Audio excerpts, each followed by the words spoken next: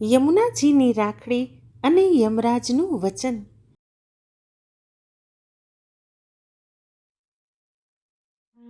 ઘણા પ્રાચીન કાળની આ વાત છે.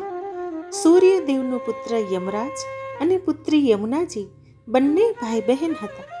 યમરાજ મૃત્યુના દેવતા હતા અને યમુનાજી પ્રેમ અને પવિત્રતાનું પ્રતીક હતા.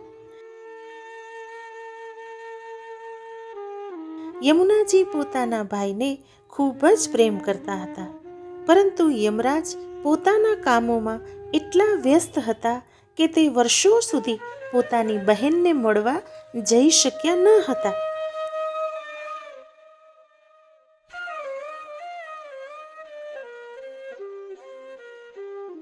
બહેન યમુનાજી તો દરરોજ ભાઈના આગમનની રાહ જોતી હતી અને રોજ તેમના માટે ભોજન બનાવતી હતી અને તે ભોજનને તુલસીના છોડ નીચે રાખતી હતી અને મનોમન પ્રાર્થના કરતી હતી કે એક દિવસ તેનો ભાઈ ચોક્કસ આવશે.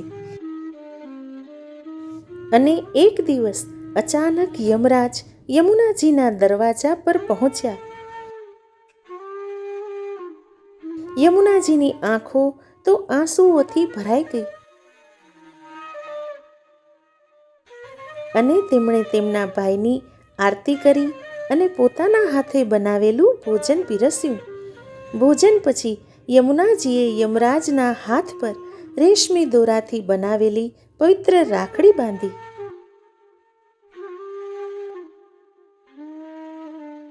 આ દોરો ફક્ત રક્ષણ માટે નથી.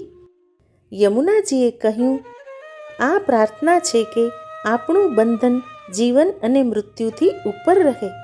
યમરાજ ભાવુક થઈ ગયા અને તેમણે યમુનાજીને વચન આપ્યું,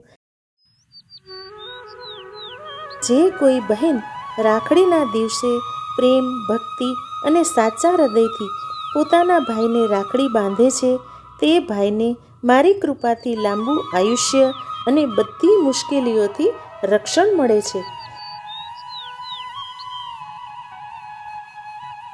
અને ત્યારથી શ્રાવણ સુદ પૂર્ણિમાના દિવસે રક્ષાબંધનનો તહેવાર શરૂ થયો.